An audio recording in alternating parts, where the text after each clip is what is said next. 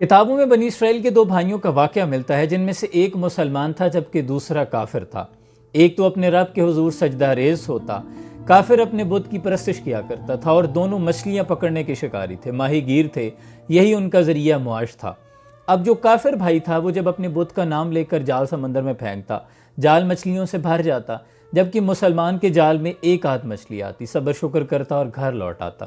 اب چونکہ کافر بھائی اس سے زیادہ امیر تھا، مسلمان کی بیوی ایک روز اپنے چھت پہ چڑھی، اس نے اپنے شوہر کے بھائی وہ جو کافر تھا اس کی بیوی کو دیکھا تو وہ بڑی آراستہ ہوئی، اچھا لباس پہنا ہوا، زیور پہنا ہوا، تو اس کے دل میں خیال آیا کہ کاش میرے پاس بھی یہ سب کچھ ہوتا۔ تو اس کافر بھائی کی بیوی نے اسے کہا کہ تم اپنے شوہر کو اس بات پہ آمادہ کرو کہ وہ اپنے اندیکھے خدا کو چھوڑ کر ہمارے بت کی پرستش کیا کرے، وہ ہمیں بہت نوازتا ہے۔ اس کے دل میں ملال پیدا ہوا، شیطان نے وسوسہ ڈال دیا۔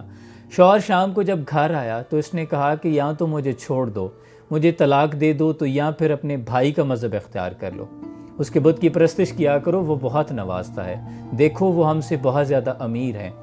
تو اس خدا کے بندے نے کہا کہ خدا کے خوف سے ڈرو، تم کیسی باتیں کر رہی ہو، ہم مسلمان ہیں، ہم اللہ کی عبادت کرتے ہیں، ہم کافروں کی باتوں کی طرف دھیان کیوں دیں؟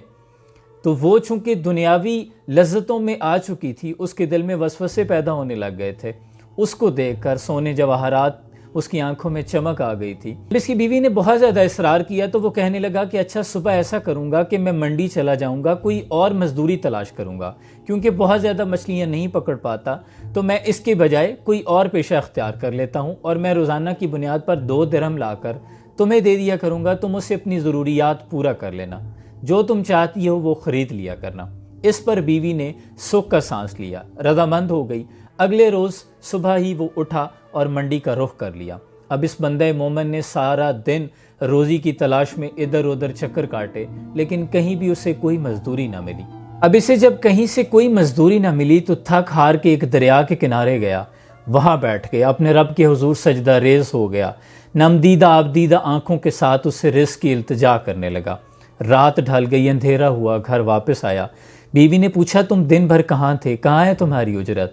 تو کہنے لگا کہ میں نے ایک ایسے بادشاہ کے ہاں نوکری اختیار کر لی ہے کہ بادشاہ نے مجھ سے 30 دن مزدوری کا وعدہ کیا ہے کہ 30 دن کام کرو پھر تمہیں اکٹھی اجرت دوں گا۔ بیوی نے کہا یہ کیسا بادشاہ ہے؟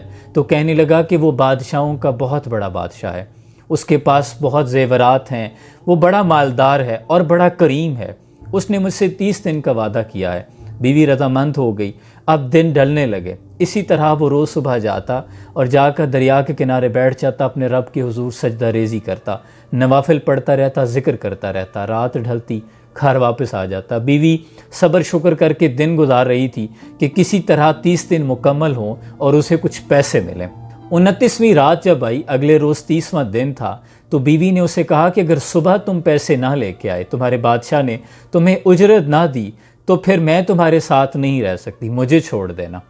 اب اگلے روز وہ تھوڑا مایوس ہوا، دل میں ندامت آئی، وہ کسی اور یہودی کے پاس چلا گیا۔ صبح اٹھتے ہی یہودی کے پاس گیا اور جا کے کہنے لگا کہ مجھے کوئی مزدوری دے دو، کام مل سکتا ہے؟ تو اس نے کہا ہاں کام تو مل سکتا ہے، لیکن میں تمہیں کھانا نہیں دے سکتا۔ اس بندہ مومن نے ٹوٹے دل کے ساتھ روزے کی نیت کی اور اس کا کام کرنا شروع کر دیا۔ اب 30واں دن تھا، گھر میں ایک انجان آدمی کی دروازے پر دستک ہوئی۔ بیوی نے دروازہ کھولا، مسافر نے کہا کہ یہ ہمارے بادشاہ نے تمہارے شوہر کی اجرت بھیجی ہے۔ اس کے ہاتھ میں 29 اشرفیوں کی ایک تھیلی تھی۔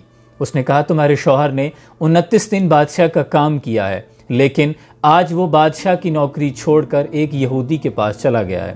اگر وہ 30 دن مکمل کرتا تو بادشاہ اسے بہت انعام و اکرام سے نوازتا، لیکن یہ اس کے 29 دن کی اجرت ہے، 29 اشرفیاں، اور ایک اشرفی اس لیے کم ہے کیونکہ آج وہ کام پر نہیں آیا۔ اس عورت کو جب بہت زیادہ اشرفیاں مل گئی تو تھیلی میں سے ایک اشرفی نکالی اور بازار کا رخ کیا۔ سونار نے جب اس اشرفی کو چمکتے ہوئے دیکھا، خوش ہو کر بدلے میں 1000 درہم دے دیے۔ اس نے بازار میں سے اپنی ضرورت کی تمام چیزیں خریدی، اچھے لباس خریدے، زیورات خریدے، خوش ہو کر سامان لے کر گھر پہنچ گئی۔ شوہر کا انتظار کرنے لگی۔ مرد مومن جب تھکا ہارا شام کو گھر واپس آیا تو کہنے لگی تم آج کہاں تھے؟ اس نے کہا میں یہودی کے ہاں مزدوری کر رہا تھا۔ اس نے کہا تم نے اپنے بادشاہ کو کیوں ترک کر دیا؟ وہ تو بہت مہربان تھا۔ اس نے پھر اشرفیوں کا ماجرا بیان کیا۔ جب اس مرد مومن نے یہ سنا تو آنکھوں سے آنسو جاری ہو گئے۔ تر دامنی پہ شیخ ہماری نہ جائیو، دامن نہ چھوڑ دیں تو فرشتے وضو کریں۔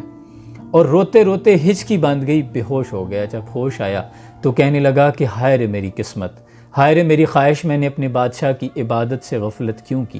کیوں میں نے اپنے غفور و رحیم رب کو چھوڑ دیا جبکہ وہ میری حالت سے باخبر تھا؟ کیوں میں تمہاری باتوں میں آ گیا؟ اس کے بعد اس نے اس عورت کو چھوڑ دیا اور پہاڑوں کا رخ کیا۔ بقیہ زندگی اپنے رب کے حضور عبادت میں گزار دی، ریاضت میں گزار دی۔ دیکھیں میرے عزیز، اللہ کریم قرآن میں فرماتا ہے کہ بہت کم لوگ ہیں جو شکر کرتے ہیں، بہت زیادہ ہیں جو نہ شکرے ہیں۔ اور سورہ رحمان میں وہ فرماتا ہے وہ ہر روز کسی نہ کسی کام میں ہوتا ہے۔ سورہ انعام میں وہ فرماتا ہے کہ اس کے حکم کے بغیر کوئی پتہ بھی نہیں ہلتا۔ دیکھیں، ہم نے رزق کی تلاش میں دنیا کا رخ کر لیا جبکہ رازق کو چھوڑ دی۔ الہاکم التکاثر، تمہیں مال جمع کرنے کی ہوس نے اس قدر غافل کر دیا، حتی زرتم المقابر، یہاں تک کہ تم نے قبریں جا دیکھی۔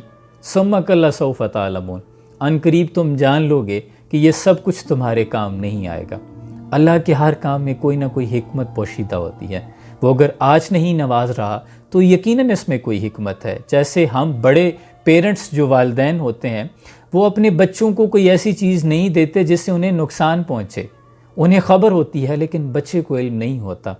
اس لیے شکر کا دامن نہ چھوڑیں۔ وہ اپنے بندے کو آزمائش میں مبتلا ہی اس لیے کرتا ہے کہ وہ دیکھ سکے کہ وہ کتنا شکر کرتا ہے۔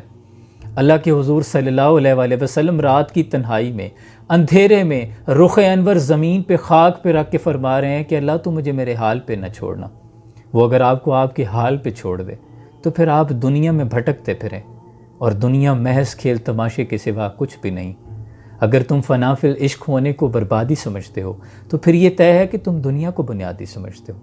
اللہ کریم سے دعا ہے اللہ ہمیں ناشکروں کی بجائے شکر کرنے والوں میں شمار کرے، اور شکر کرنے والوں کو وہ بہت نوازتا ہے۔ اللہ آسانیاں حاصل اور تقسیم کرنے کا شرف عطا فرمائے۔ سلام پہنچے۔